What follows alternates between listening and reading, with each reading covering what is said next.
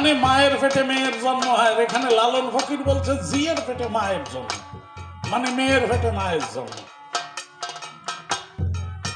বোঝো,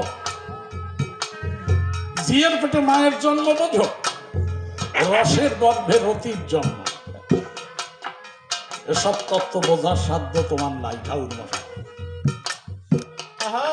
তুমি এই পইতে নিয়ে টানাটানি করে বলো, ও জিয়ার পেটে মায়ের জন্ম, জিয়ার পেটে মায়ের জন্ম, তারে তোমরা